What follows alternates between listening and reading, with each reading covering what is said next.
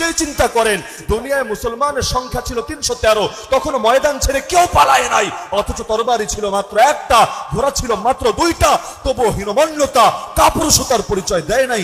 আজকে মুসলমান 180 কোটি প্লাস, মাত্র 80 লাখ ইহুদির বিরুদ্ধে বলে আমরা দুর্বল, আমরা অক্ষম, আমরা অসহায়।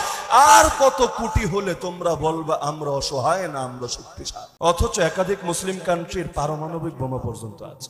নাই কি নাই মুসলমানদের? গুলো মুসলিম কান্ট্রি, 57টা মুসলিম কান্ট্রি আর্মিগুলোরই যদি একপাশে দাঁড় করানো হয়, সংখ্যায় কত লক্ষ হবে? আর 180 কোটি মুসলমান গিয়ে খালি যদি জোরে কণ্ঠ ছেড়ে 80 লাখ ইহুদির কানে নারায়ে তাকবীর আল্লাহু আকবারের ধ্বনি দেয়, এই আওয়াজেই তো কলিজা ফেটে সবগুলো মারা যায়। তারপরে বলে অক্ষম, তারপরে বলে অসহায়, তারপরে বলে দুর্বল। কবে হবে সবল? আরে যদি উজুর পানি সামনে নিয়ে বসে থাকো, আসমান ফুডা হয়ে ফেরেশতা নেমে উজু করায় দেয় না, উজু নিজেকেই করে নিতে হয়। তো যদি বলোই দুর্বল, সবল হবা কেমনে? আসমান ফুটা হয়ে ফেরেশতা এসে সবল বানাবে না, সবল নিজেরই হতে হয়। কিন্তু ঝামেলা রাসূলের কারণ চিহ্নিত করেছেন, দুনিয়ার সংখ্যা বেশি হওয়ার পর মুমিন কখন মাইর খাবে। নবী বলেছেন যখন 2টা রোগ দেখা দেবে। 1 নম্বর রোগ দুনিয়ার প্রেম, 2 নম্বর রোগ মরতে ভাল লাগে না, মরতে অপছন্দ করা। এই 2টা রোগ মুমিনের দিলে যখন ঢুকবে, নবী বলেন কাফেররাও তাদের ভয় পাবে না, আর তারা দুনিয়াতে কাফেরদের গোলামে পরিণত হয়ে থাকবে। দুনিয়ায় তাদের অবস্থা হবে বন্যার পানিতে ভেসে যাওয়া খড়কুটোর মতো। সেই খড়কুটোর কোনো স্থিরতা থাকে না, যেদিকে পানি সেদিকেই চলে। আজ কাফেরদের যেদিকে স্রোত, যেদিকে জোয়ার, আমাদের মুসলমানদেরও সেদিকেই ছোটা লাগে।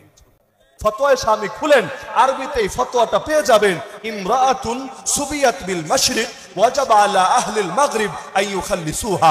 একজন মুসলিম নারী পৃথিবীর পূর্ব প্রান্তে যদি কাফেরদের হাতে বন্দী হয়, তাকে কাফেরদের হাত থেকে মুক্ত করা পশ্চিমে থাকা সব মুসলমানের উপর ফরজ হয়ে যায়। এক আফিয়া সিদ্দিকা বন্দী থাকে আমেরিকার কারাগারে, কিন্তু দায় চাপিয়ে দিয়ে যায় উম্মতের সকলের কাঁধে। যতদিন একজন আফিয়াও বন্দী থাকবে আমেরিকার কারাগারে, তাও তো যেন তেন বন্দী না, ইজ্জত তো আগেই শেষ করেছে। এই পরিমাণ জুলুম করেছে, কিডনি 2টাই ড্যামেজ হয়ে গেছে, এই পরিমাণ বর্বরতা করেছে, মুখে দাঁত একটাও বাকি নাই, খুলে খুলে সব পড়ে গেছে। তার বাচ্চাটা কি বেঁচে আছে নাকি মরে গেছে নিচেও জানে না, ফ্যামিলির কেউ জানে না। এই বর্বরতা থেকে আদৌ মুক্তি পাবে নাকি জেলখানার মধ্যে আবু হানিফার মতো লাশ হবে, ইবনে তাইমিয়ার মতো জেলখানা থেকেই তার জানাজা উঠবে, জানে না। আর একজন আফিয়া হয়তো চলে যাবে, হয়তো শাহাদাতের সুধা পান করে জান্নাতের সবুজ পাখি হবে। কিন্তু আমাদের মতো কাপুরুষদের জন্য বড় দায় আর বড় বিচার কিয়ামতের ময়দানে দাঁড় করিয়ে দিন করে না। ফিলিস্তিনের মুসলমানদের কি হবে রে? ওরা তো মরে যাবে, ওরা তো ইহুদিদের হাতে নিহত হবে। আরে ওদের নিয়ে আফসোস না রে ভাই, আফসোস তো নিজের নিয়ে করা দরকার। ওদের মরণে কোনো লস হবে না, মরতে দেরি হবে। রক্তের প্রথম ফোঁটা মাটিতে পড়ার আগেই আল্লাহ ওদের রূহটাকে নিয়ে জান্নাতের সবুজ পাখির ভেতর ঢুকিয়ে দিয়ে বলবেন, আরে যা, ডানা মেলে মেলে উঠতে থাক, জান্নাতের নাজ নেয়ামত ভোগ করতে থাক। সময় দুনিয়ার সব ওলি আল্লাহ, সব মুত্তাকি, সব আলেম ওলামা পর্যন্ত কবরে বসে আরামে নতুন জামাইয়ের মতো ঘুমাতে থাকে। সেই সময় শহীদ ডানা মেলে মেলে রবের জান্নাতে উঠতে থাকে।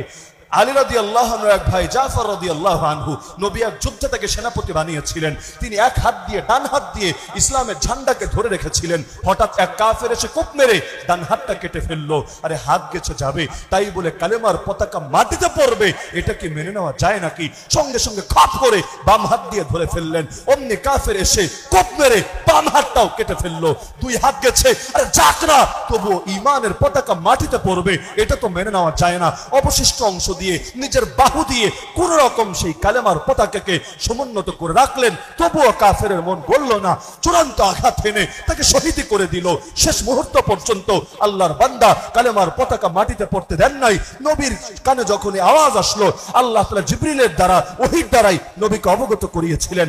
নবী তখন গর্ব করে বললেন, আরে আমার জাফর আল্লাহর জন্য 2টো হাত কোরবান করেছে, বিনিময়ে জান্নাতে আমার রব জাফরকে 2টো ডানা দিয়ে দিয়েছে। এখন আমার জাফর ডানা মেলে মেলে জান্নাতে উড়ে বেড়ায়। হানজালা রাদিয়াল্লাহু আনহু গোসল করার টাইম পান নাই, তার আগেই শহীদ হয়ে গিয়েছিলেন। ফরজ গোসল ছিল দায়িত্বে, কিন্তু নবীর পক্ষ থেকে ডাক এসেছে, হাইয়া আলাল জিহাদ ইয়া খাইলাল্লাহির কাবি ইলা সাওয়াবিল্লাহির গাবি। আল্লাহর অশ্বরোহীরা কোথায়? জলদি ঘোড়ায় ওঠো, জান্নাতের দিকে ধাবিত হতে থাকো।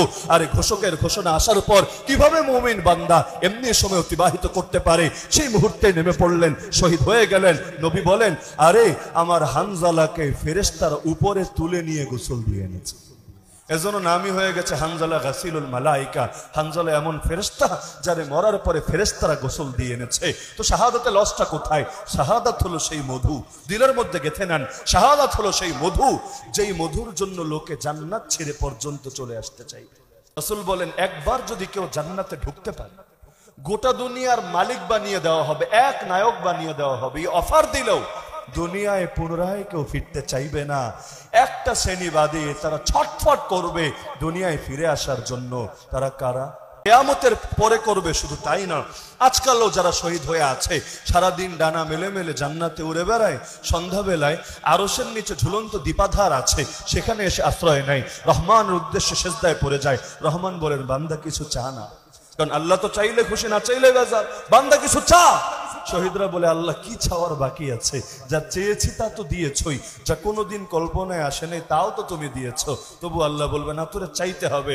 বলবে, আল্লাহ তাহলে একটা জিনিসই চাই, দুনিয়ায় আরেকটা বার ফিরে দাও না, আরেকটা বার শাহাদাতের মজা নেওয়ার তৌফিক দাও না। দুনিয়ার চোখে যেটা বড় ভয়ঙ্কর, এটাই এত মধুর, যার জন্য রবের দিদার ছেড়ে, হুরের বাহুবন্ধন ছেড়ে, গেলমানের খেদমত ছেড়ে, সালসাবিল, জানজাবিল, শারাবান তহুরা, রেশমের পোশাক, মদের নালা, এত এত দামি দামি নিয়ামত ছেড়ে বান্দা ফিরে আসতে চাইবে দুনিয়াতে।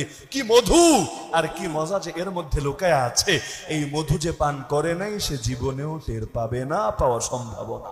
যে পেয়ে গেছে তারে কেউ শিকল দিয়েও বেঁধে রাখতে পারে না।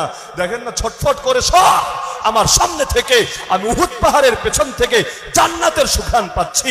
আর বসে থাকার সময় নাই। খেজুর খাচ্ছে, হাদিস শুনেছে, জান্নাত রয়েছে, তরবারি ছায়ার নিচে খেজুর ছুঁড়ে মেরেছে।